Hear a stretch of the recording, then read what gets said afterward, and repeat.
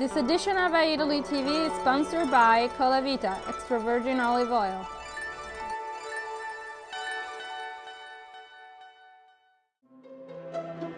And Cheerio chopped tomatoes.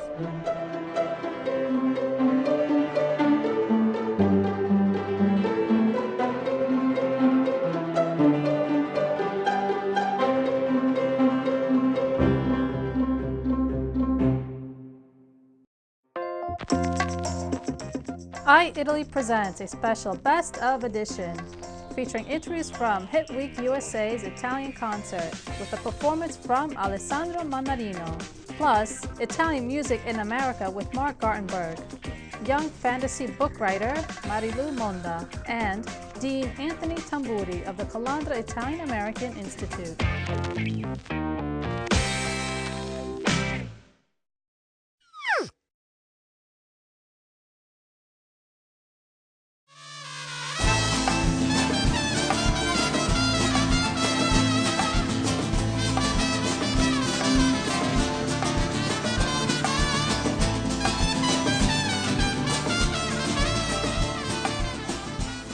Siamo nati tanti anni fa, nel 94 siamo usciti col primo album e da lì di strada e di avventure ne sono capitate tante.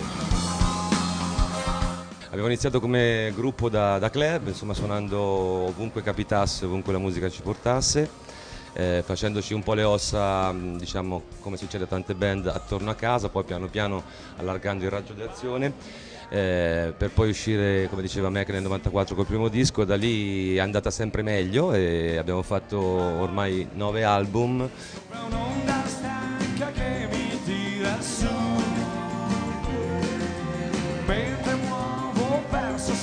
Negli ultimi album, a parte l'ultimissimo, insomma, il Sud America e quindi i ritmi latini in generale che siano insomma di stampo ispanico piuttosto che giamaicano, così hanno rivoluzionato un po' un sound nostro che cominciava a mostrare il fianco. Eravamo insomma un po' in crisi di identità musicale, quindi questa ventata di musica, di aria fresca, di colori, di suoni, di culture diverse ha fatto sì che i Negrita vivessero una seconda vita, quindi una seconda fase meravigliosa della nostra carriera. Diciamo che un po' New York sta diventando familiare, ormai venire qua è un po' come andare in una seconda casa. Cosa non mi piace? Non lo so, forse ci siamo stati sempre troppo poco per scoprire cosa non ci piace.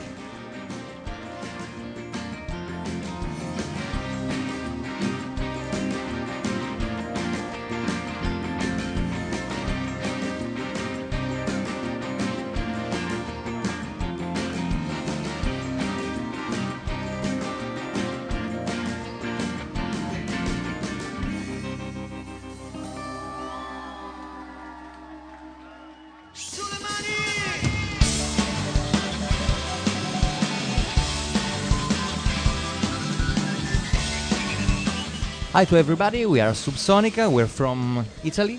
We are an electronic band, a kind of pop. It's a mixture between pop and electronic music, our music. La musica elettronica ti permette di utilizzare un linguaggio molto vicino alla pista da ballo, quindi alla dance, e però ti permette anche di scrivere delle canzoni nella quale raccontare il mondo dalla quale provieni.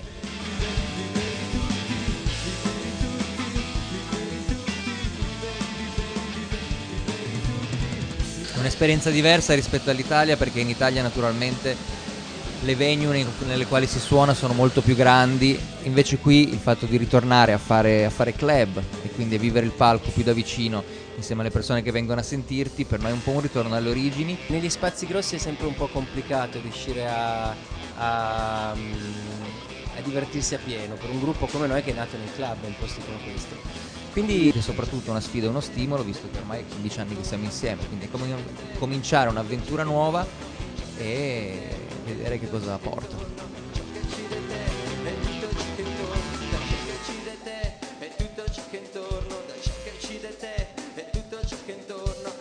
Il ritmo non ha bisogno di essere tradotto, viene capito da qualsiasi tipo di cultura, ti trovi di fronte al palco.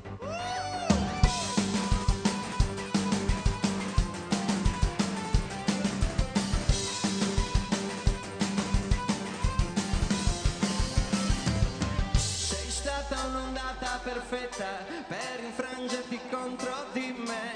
E adesso che tutto è sommerso, che cosa resta e perché? Sei stata un'ondata violenta per infrangerti contro di me. E adesso che tutto è sommerso, questo che resta è che c'è. Mi sono ubriacato di una donna, quanto è buono l'odore della donna. Mi chiamo Alessandro Mannarino e sono un cantautore, scrivo canzoni e mi ispiro alla musica popolare italiana e non. Credo che nelle mie canzoni ci sia un doppio registro, cioè quello proprio che si attiene alla canzone di per sé, per cui tu ascoltatore puoi ascoltare la storia e basta. E poi quell'altro in cui si nascondono delle critiche alla società.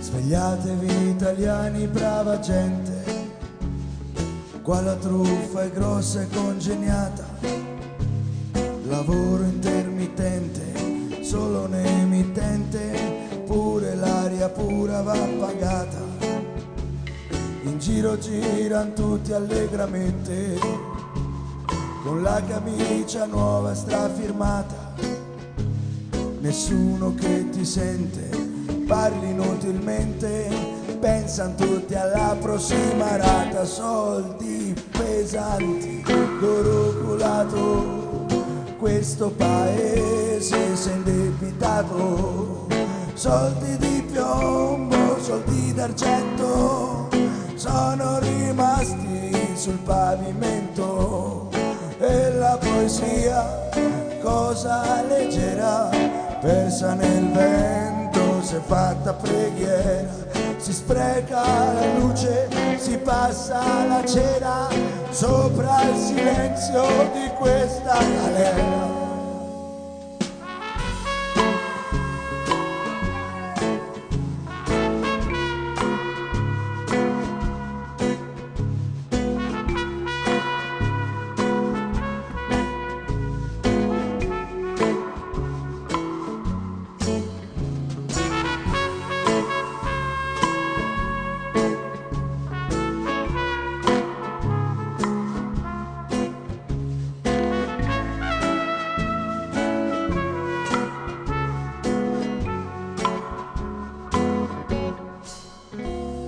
In giro giran tutti a pecorone, sotto i precetti della madre chiesa, in fila in processione, in fila in comunione, in fila con le buste della spesa.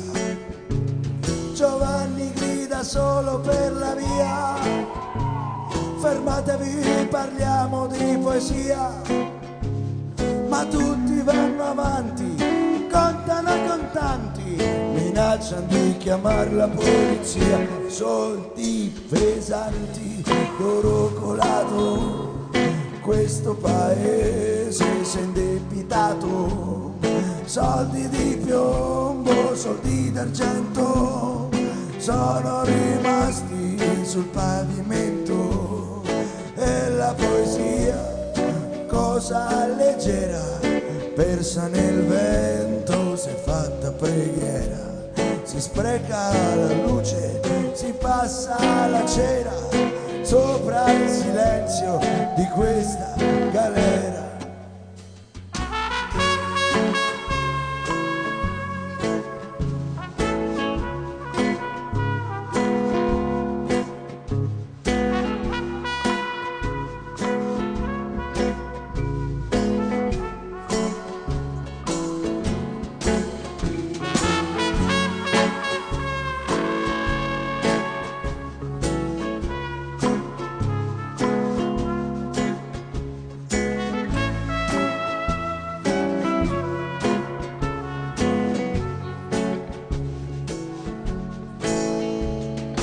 Poesia, cosa leggera, persa nel vento, si è fatta galera, si spreca la luce, si passa la cera sopra il silenzio di questa preghiera.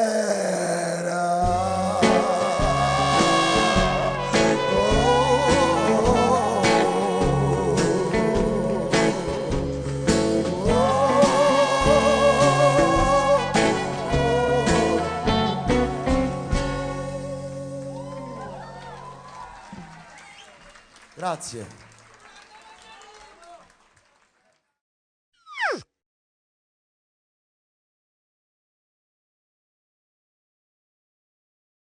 I'm Mark Gartenberg, and since 2004, I guess for the past 8 years now, I've been involved in promoting Italian music in the U.S.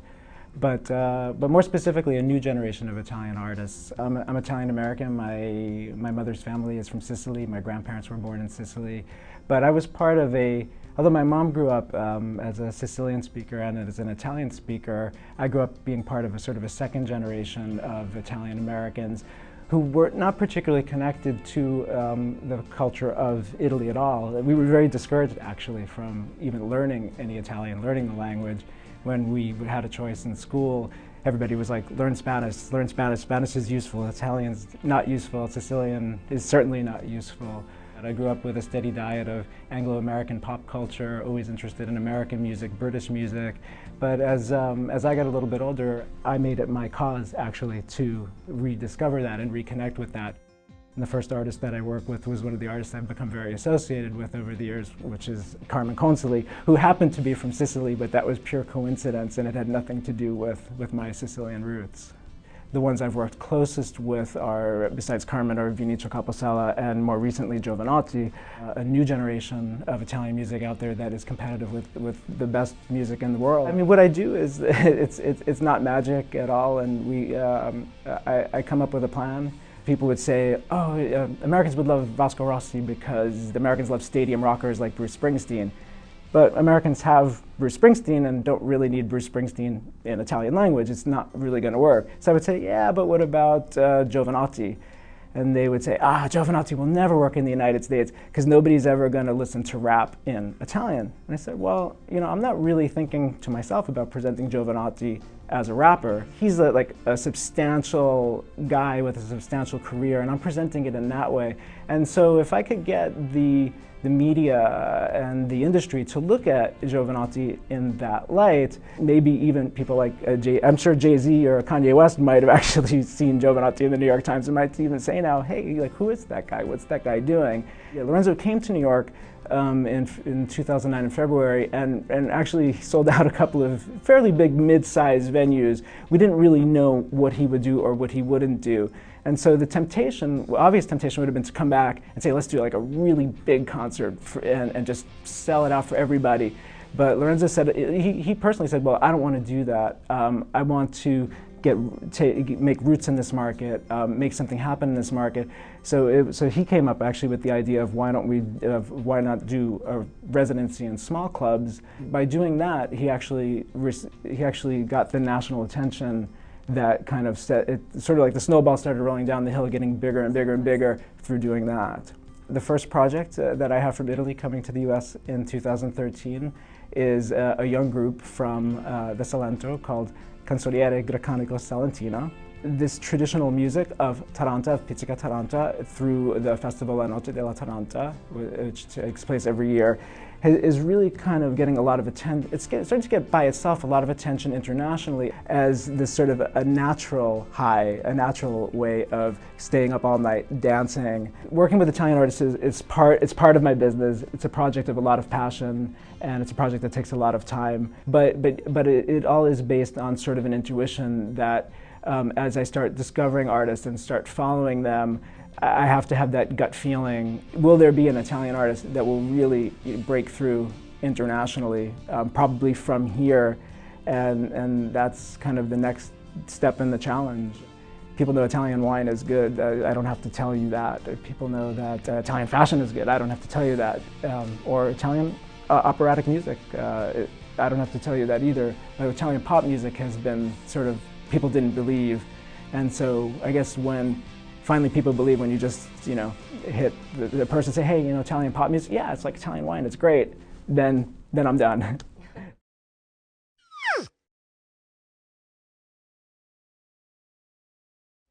Hi, I'm Marilu Monda. I'm half Jamaican, half Italian. I'm 20 years old, and I'm an aspiring writer.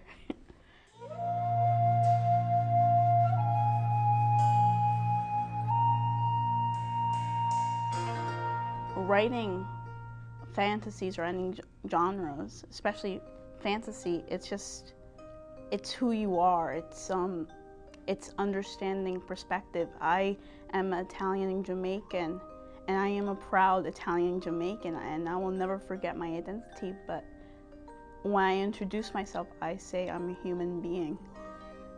I dreamt this book since I was a child. I used to go around, I would be playing with my cousins, my sister and brother. And all of a sudden, I tend to do this. I always walk away and go to another room and just play by myself and just what I remember from my dreams. For me, it was just my stories, my dreams are private. It's not ready to come out. When I write because it's ready to be awakened.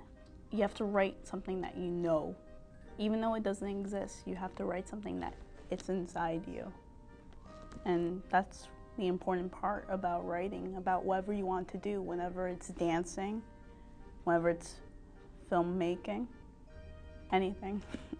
I recently became very spiritual, and that inspired me to, it helped me have an understanding of God, of who He is. However, even though you don't believe in God or whatever faith you have, religion is extremely important. You don't have to believe it, but it's needed to understand, to be educated. And that's why I needed to put religion there, to show at least my views on why we need it.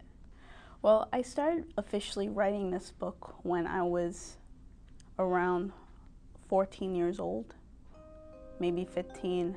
It was first published in Italian. I was just happy. Either way, I want to be published in America as well, the UK, everywhere. I just want to share my gift, but I'm blessed. I feel blessed that at least part of my culture has seen what I can do, and that's what makes it worthwhile. I was inspired by my readings of course, J.R.R. Tolkien, Lord of the Rings, The Hobbit. I was Rumi, who was a 13th century Persian mystical poet who talked about spiritual love of God and heaven. Other than writers, I was inspired by Freud, Jung, Albert Camus. He's a writer, but he is one of the greatest philosophical writers of all time. Perception and emotions, what makes human beings connect, and that's what makes fantasy alive. And especially in my book, war is real, love is real. Whenever you believe in dragons or not, that's real for you. That's how real is. That's what makes something a reality. It's just your aspect, your point of view, which makes things come to life. C'è molta realtà dentro il mio libro. There is reality in my book. It's just that people have to find it.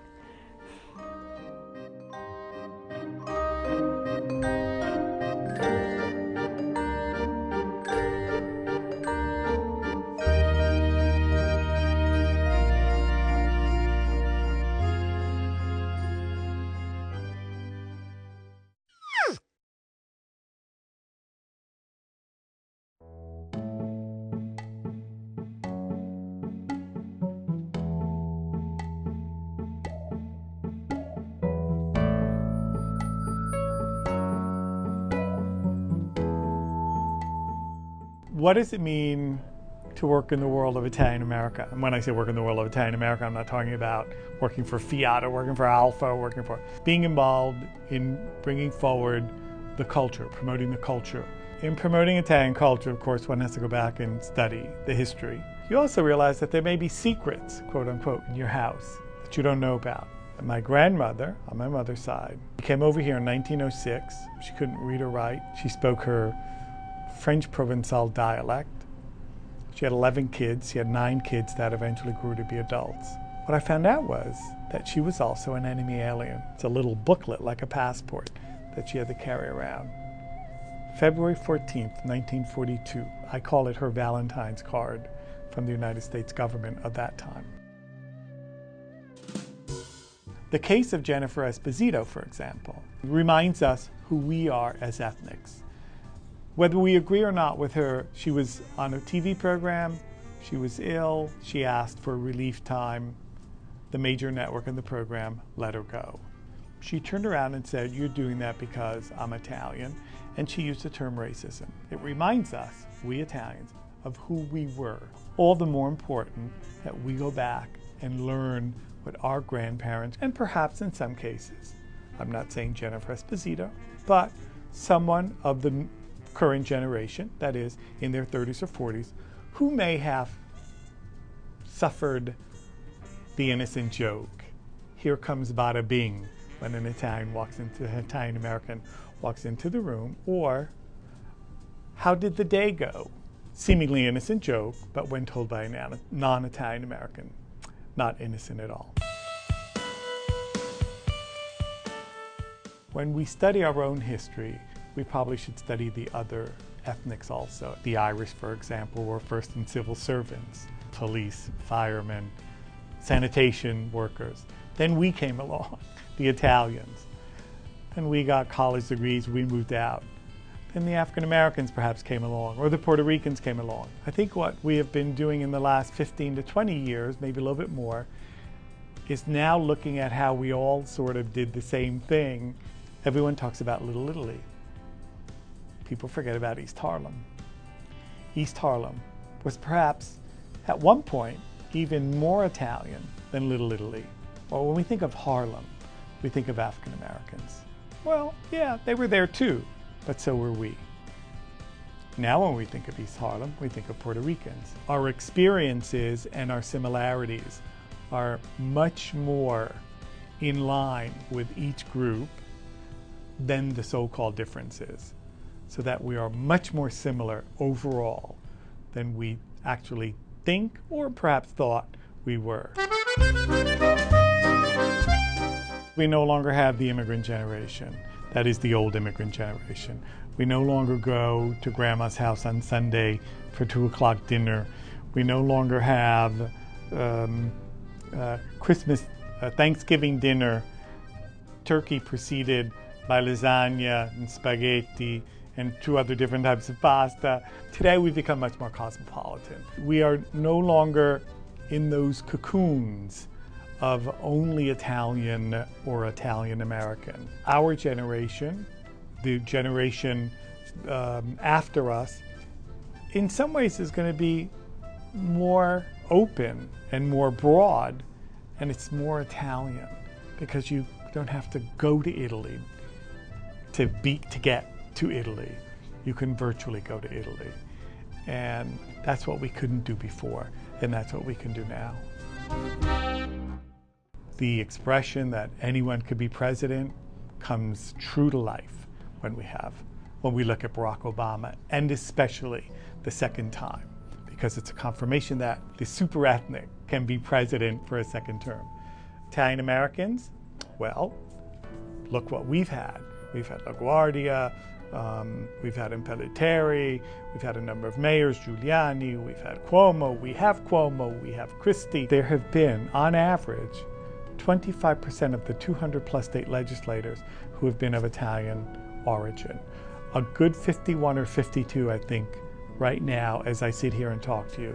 Not all Democrats, a good number of them Republicans, but very much, each in their own way, to varying degrees, tied into their Italian origin.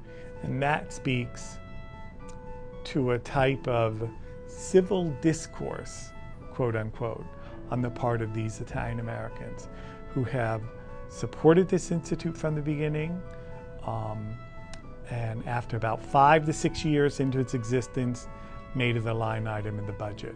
And we need to thank them all for what they do and for keeping alive the Italian culture in that way.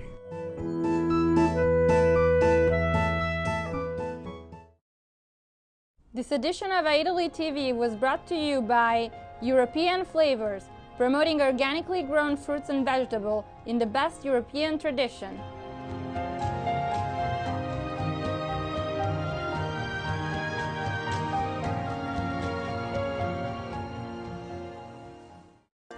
And Baci Perugina chocolates, say I love you the Italian way.